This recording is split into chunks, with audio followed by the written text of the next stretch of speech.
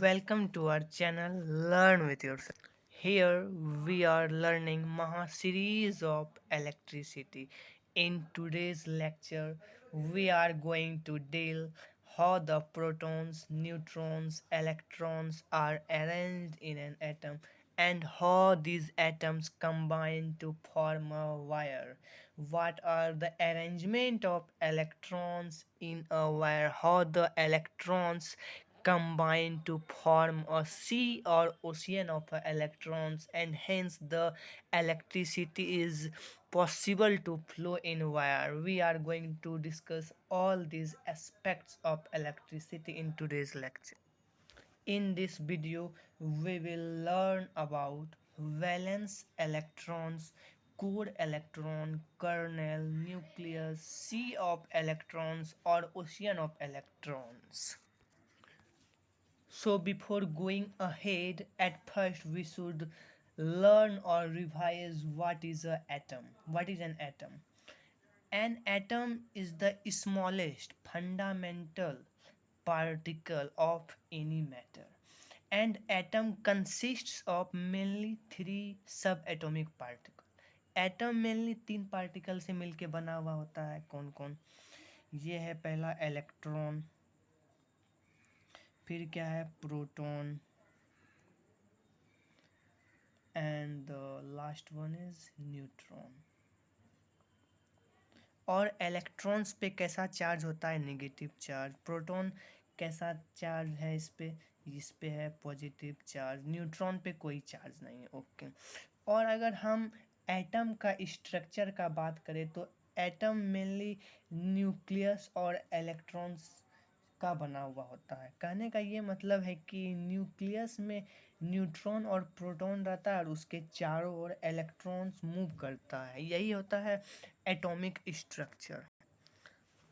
जैसा कि आप देख पा रहे हैं इस फिगर में, ये है आपका न्यूक्लियस एंड ये जो इलेक्ट्रॉन्स है ये ऑर्बिट में मूव करता है न्यूक्लियस के around. So what we learn from here, electrons are present in cell. These are cell and also known as orbit or energy level. Electrons move in this orbit around which particle? Around nucleus, and nucleus are positively charged particle. Okay. अब हम लोग देखेंगे कि valence electron और kernel क्या होता है। तो कर्नेल जो होता है उसमें न्यूक्लियस होता है। क्या क्या होता है? न्यूक्लियस और कोर इलेक्ट्रॉन प्रेजेंट होता है।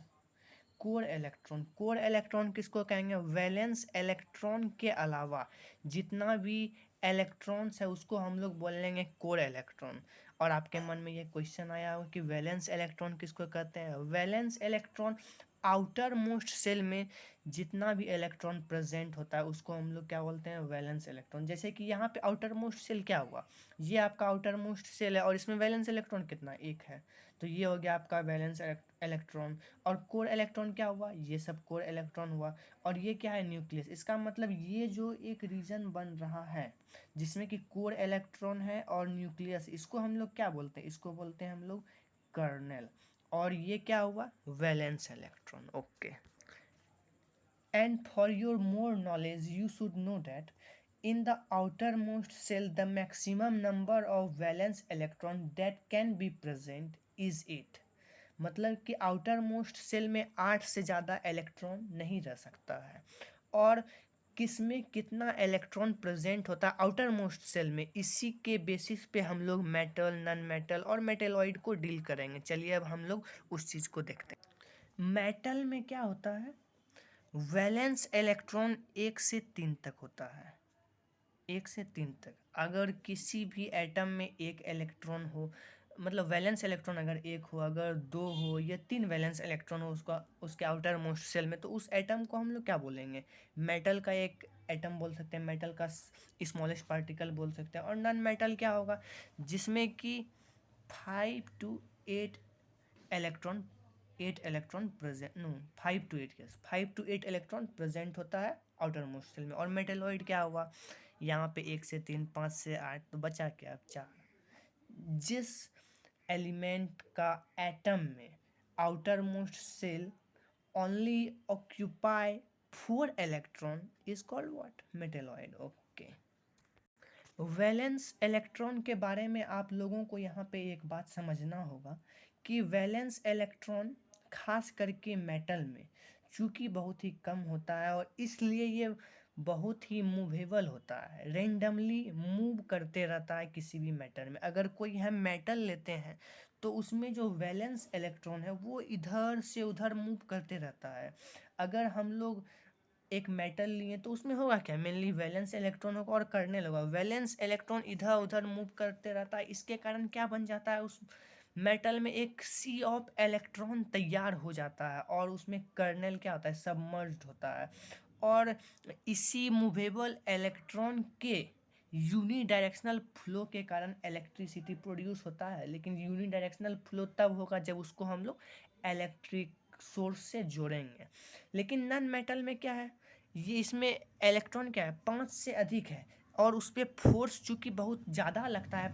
जिस भी एलिमेंट के एटम में 5 से अधिक इलेक्ट्रॉन प्रेजेंट होता है उसके आउटर मोस्ट सेल में, उसमें क्या होता है, उस इलेक्ट्रॉन पे और उस सेल पे बहुत ही ज़्यादा फोर्स लगता है। किसके कंपैरिजन में, मेटल के कंपैरिजन में ज़्यादा फोर्स लगता है, जिसके वजह से वो लोग मूवेबल तो है लेकिन वो ऑर्बिट में ही मूव करता है। लेकिन मेटल में क्या होता है, वो ऑर्बिट में ना घूम के इधर उधर भौंकने लगता है। और वही केस होता है मेटेलॉइड और नॉन मेटल दोनों में सेम होता है।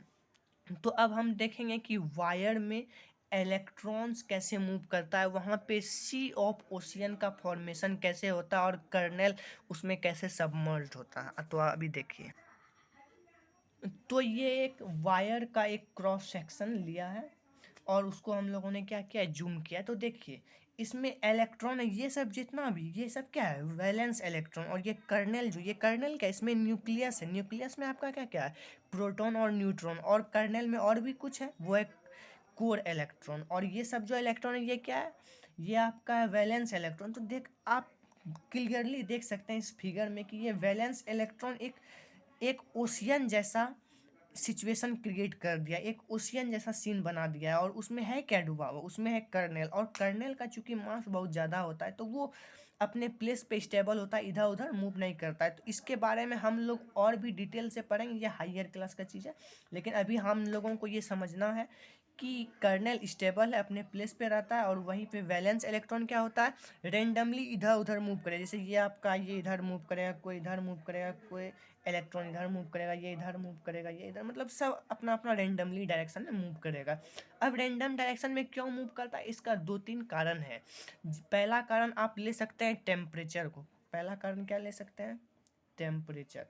चूँकि सराउंडिंग में टेम्परेचर मौजूद रहता है, सन से एनर्जी एब्जॉर्ब करता है सराउंडिंग। और हम लोगों ने पहले ही इस चीज़ को डिस्कस कर लिया है कि एनर्जी हाइयर कंसंट्रेशन से किधर फ्लो होता है, लोअर कंसंट्रेशन में। Very good concept. तो यहाँ पर भी वही, अगर सराउंडिंग में ज़्यादा हीट है तो वो कहाँ पे आ जाएगा, वायर में। वायर में जब इलेक्ट्रॉन, ये वैलेंस इलेक्ट्रॉन सब एनर्जी गेन करने लगता है तो ये क्या करेगा, रेंडमली इधर उधर मूव करने लगेगा। काहे कि इसको अगर ये फिक्स डायरेक्शन में अगर मूव करना चाहिएगा, मान लीजिए ये इलेक्ट्रॉन अगर फिक्स डायरेक्शन में मूव करना चाहेगा तो हो सकता है इससे टकरा जाए, आगे वाले इलेक्ट्रॉन से टकरा जाए। इसीलिए यहाँ पे क्या होगा, इधर से उधर मूव करते रहता है। ये आपका पहला कारण। और दूसरा कारण हो जाएगा आपका अट्रैक्शन फोर्स। अट्रैक्शन फोर्स और रिपल्सन फोर्स। रिपल्सन फोर्स, जैसे कि मान लीजिए ये आपका इलेक्ट्रॉन है, ये भी इलेक्ट्रॉन, तो ये दोनों आप एक दूसरे को क्या करेगा, रिपेल करेगा। वहीं पे कर्नेल पॉजिटिवली चार्ज है। ये क्यों है, अगर आप जरा सा ध्यान लगाइएगा तो आपको तुरंत पता चल जाएगा कि कर्नेल जो होता है, ये कर्नेल क्या है, पॉजिटिवली चार्ज पार्टिकल है। ये आपका होमवर्क रहा। अगर आपको इसमें समझ में नहीं आएगा तो आप कमेंट कीजिएगा, मैं इस पर वीडियो ज़रूर बनाऊंगा। ओके। तो कर्नेल क्या है, पॉजिटिवली चार्ज, और इलेक्ट्रॉन क्या है, निगेटिवली चार्ज। आप देखिए इधर इलेक्ट्रॉन को अट्रैक्ट करेगा ये, वहीं पे ये इसको रिपेल करेगा, इसको ये भी अट्रैक्ट करेगा। तो ये क्या होगा, ये उजरा गया, हम इधर जाए कि उधर जाए, तो ये क्या करने लगेगा, रेंडमली इधर उधर मूव करने लगेगा। समझे, यही है कंसेप्ट। और वही जब इस कंडक्टर को हम किसी बैटरी से कनेक्ट कर देते हैं, जैसे मान लीजिए ये आपका बैटरी है, सेल का सिंबल है, ये वायर से कनेक्ट कर दिए, तो क्या होगा, सब इलेक्ट्रॉन एक फिक्स डायरेक्शन में मूव करने लगेगा। तो आप इसको एक एनालॉगी, वाटर ओशियन के एनालॉगी से आप समझ सकते हैं। ओशियन में क्या होता है, वाटर फ्लो करने लगता है जब उसको हाई पोटेंशियल से लो पोटेंशियल गिराया जाता है। हाई पोटेंशियल कुछ बड़ा चीज़ नहीं, जैसे कि कुछ हाइट से अगर वाटर को गिराया जाता है तो वो ज़मीन तक पहुंच जाता है। उसी तरह यहाँ पे भी हाइयर पोटेंशियल डेवलप हो जाता है। ये हम लोग ज़रूर डिस्कस करेंगे आगे के वीडियो में। तो वही आप सोचिए, अगर यहाँ पे एक इलेक्ट्रिक सोर्स से कनेक्ट कर दिया जाए तो ये यहाँ पे जितना भी इलेक्ट्रॉन है वो एक फिक्स डायरेक्शन में मूव करने लगेगा।